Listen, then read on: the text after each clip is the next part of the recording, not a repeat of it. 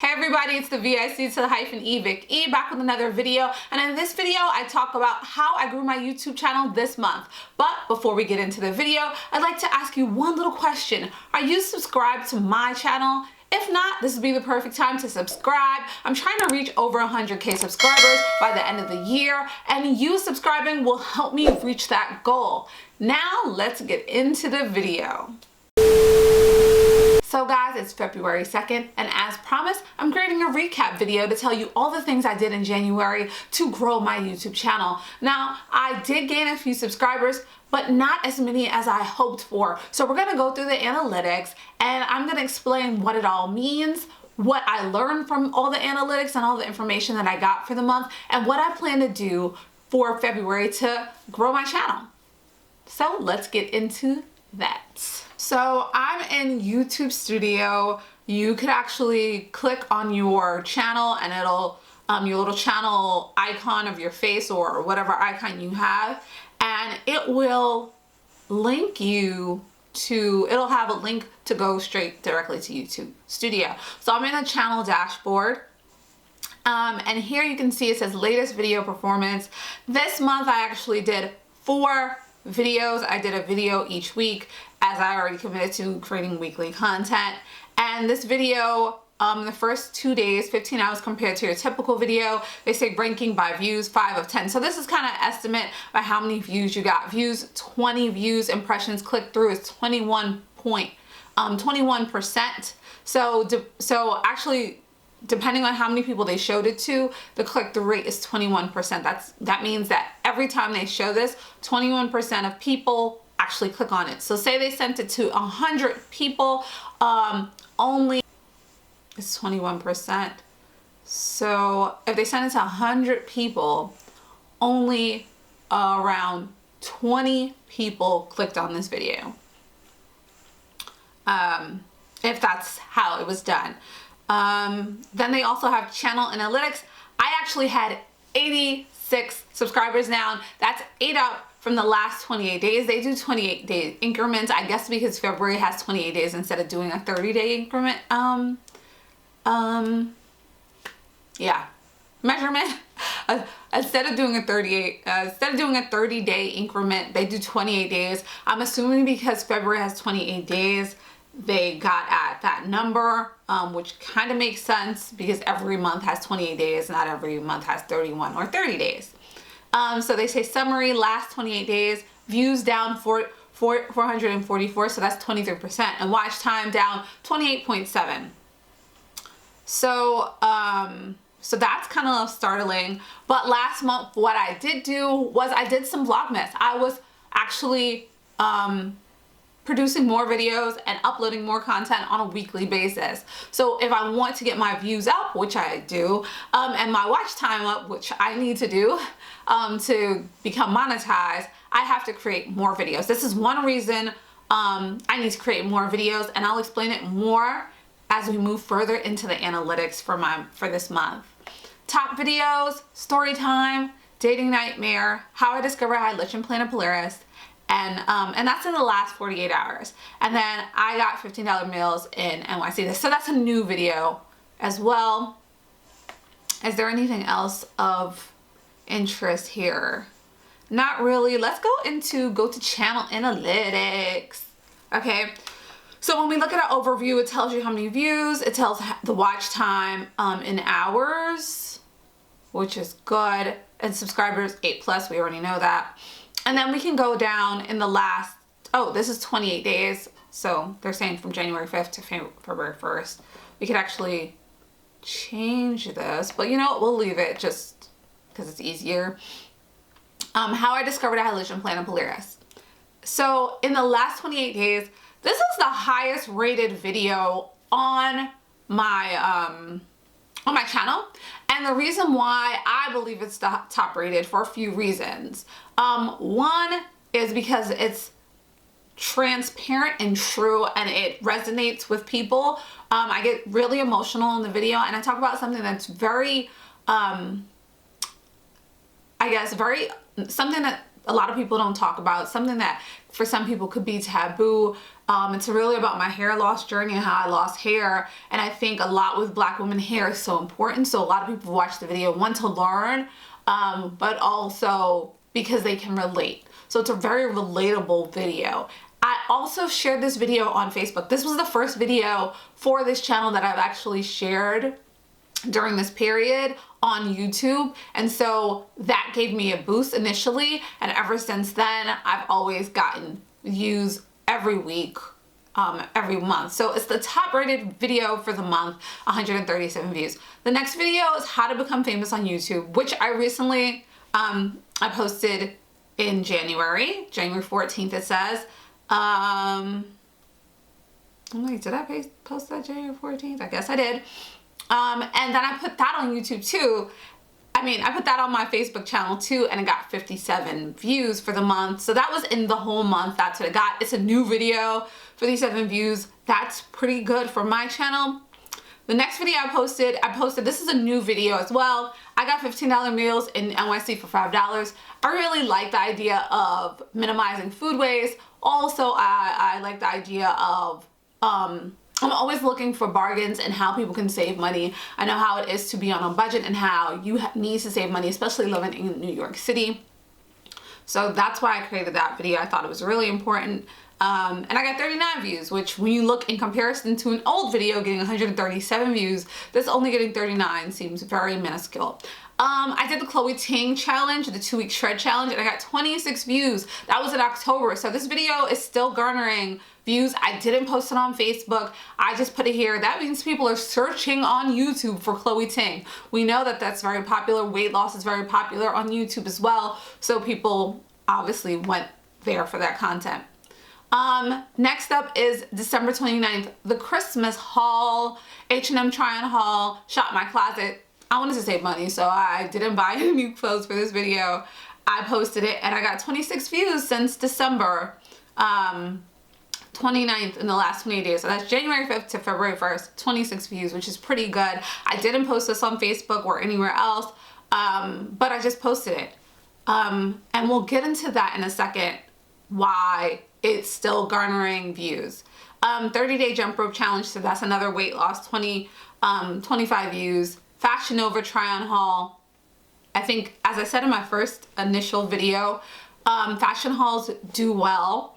So I got 16 views. My vision board, which I did in January, obviously, got 15 views. So that's not a lot. When you look at videos like the Lich and Planet Polaris video, where I got 137 views, and that was from September, to vision board, which I posted this month, and I only got 15 views in that month. That's little. I just posted January 30th nightmare date video, which usually do okay.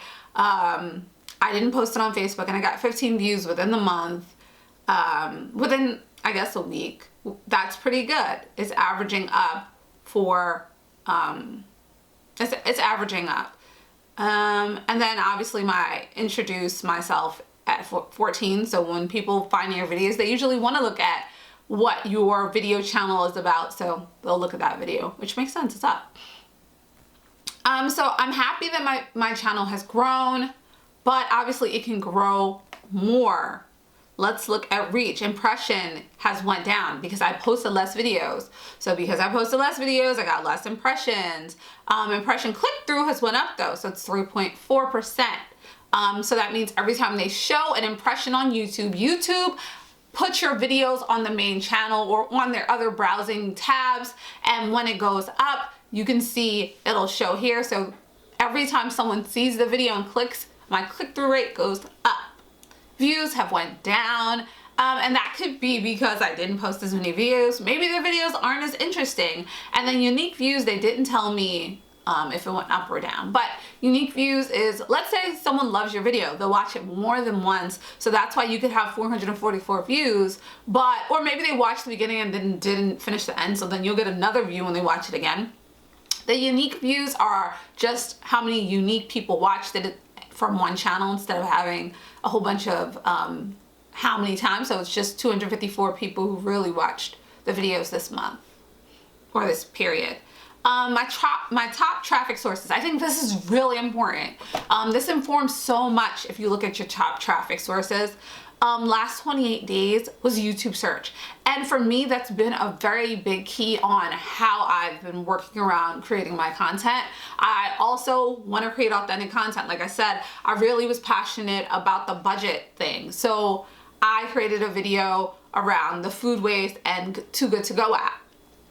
But YouTube search is how you should be writing your titles and your keywords and your descriptions, because people are using YouTube to search for answers. People don't want to read YouTube, even though it's connected to Google. But let's say Google is, we all know Google's a search engine. YouTube is the second largest search engine. So people are looking for information and they don't want to read a blog or read content. They'll sometimes just go to YouTube for the information. So you writing how to do so-and-so can really inform somebody. Let's say you have a business on how to do makeup, or how to make perfume, or how to do fitness. Those are things that people will search on YouTube, and then you'll rank for those videos on the search page when they're searching for it. So it's important that you write titles that make sense. Not that make sense to only you, but make sense to people who are searching for this content, because your title will then align and make people interested. And that's also why it's so important to have good thumbnails, because if someone has to look through all this different content, you want something that's engaging and attractive. So that's YouTube search, 35%. It's actually really high. So what does that mean for me? That I need to continue to create content that's searchable so people can want to find my content, and staying to the keywords and also the titles, and also creating dope thumbnails, which sometimes I don't do because I don't be doing what I need to do all the time. Channel pages. So channel pages is traffic from your YouTube channel page, other YouTube channel pages, or topic channel pages. So maybe something that aligns with the topic that you're working on, or traffic from your YouTube channel. So people who may already be subscribed or found your channel from somewhere else, or maybe someone else's channel page. Maybe they have linked back to you. Browse features. So somebody who is actually traffic from your home page or your home screen, so that's back to your YouTube, the subscription feed, and other browsing features. So people who've pretty much subscribed to you or your home page, your channel. External. So external could be if you put it on Facebook. For me, I'm only getting 9.2% of my viewers from external sources. And I think this is a big opportunity that I'm actually missing. As I said, and I kind of went down the videos that I actually put on Facebook, I've been very lucky that I have family that also are making YouTube videos at the same time. And they've been kind enough to share their analytics. I can't share with you, but they've been sharing it with me. And one of my cousins actually gained more subscribers. He only has done videos for the last 2 months, and he's actually gained more subscribers than me in the last 2 months. We talk about what he does weekly, from week to week. He does one video a week. He's very focused on a niche, which I have not been focused on. I'm like, I'm gonna be a vlogger who just vlogs about everything, which may not suit me, but I think it suits my personality. And so if you know anything about me, I love tons of different things. But he has a niche, and that fares well for him. But most of his traffic comes from external sources, really just comes from Facebook. And that's why I was telling you guys, hey, I didn't put this on Facebook. Hey, I put this video on Facebook. Because one of the things about the YouTube algorithm that has stayed true, and most social media algorithms, if you're bringing traffic to them, right, they're going to be more encouraged to share your content or feel that it's great and good because you're helping them get sales. Remember, YouTube is a business, it's part of Google, and they need to make money. They're selling ads and they need more viewers. So the more people you bring in, the more money they'll get. So they're really rewarding people who bring in external traffic. So let's think about it like a store, right? You are a salesperson in this store. You get commission every time there's a sale. Say you go and you bring in the customers and you sell them a sweater. Every time you sell them a sweater, you're getting commission. Same thing with YouTube. YouTube is the store. You making videos, you're the salesperson. Once you bring people in and they actually log on, watch content, do all these different things, and you attract more people to stay on the site for a longer period of time, you are being rewarded. So me creating content that I can share externally is very important. And me also sharing this content externally and people clicking on it and staying engaged is important for my channel to grow and for my impressions and for YouTube to actually make this content like searchable on their channel, for them to share it more, and for people to stay engaged. So that's why external is so important. And one of the things that I'm gonna work on sharing content more on my other social media platforms. Suggested videos, views from suggestions appearing alongside other content. So that's another reason why you need to put the right keywords, descriptions, along with the right titles. So if you're writing, so I have this lichen planopilaris or the hair loss video, when I look at some of that content, I drill a little deeper into the analytics there, they'll say, this was selected from this video, alongside this video or this channel or whatever. There's people who also have hair loss stories. So if someone's looking there, they're gonna recommend this story because it aligns with that, because the title aligns. And people who've been watching it, they stay engaged, and they'll watch more content that way. So you having content that aligns with some other content, that's why it's important to look and do some research on people's titles. If there's a popular title that people are getting views on, maybe you should modify that title and look at the keywords that they're actually using, and do something similar. And then 4.3% is other. Traffic source, external, yeah. See, so now they'll dig a little deeper in the external traffic sources. They'll say Facebook, Google search. So Facebook, 58.5%, like I was saying. I need to work more on my YouTube gang, gang. Google search, 7.3%. So people are actually on Google searching for some of the content.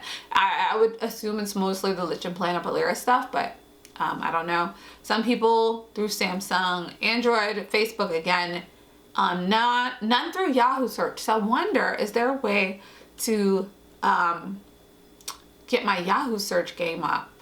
Let's look into that. I'm gonna bookmark that and come back to it. And then traffic source, YouTube search.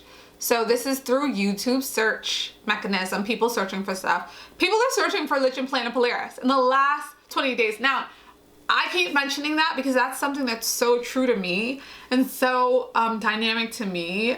That's the importance of telling your story and being transparent, and being real and vulnerable on YouTube, because you're creating community for people to find you. This is the video. Obviously, I have a lot of people who are friends who found the video because I posted on Facebook, but people comment on the video the most.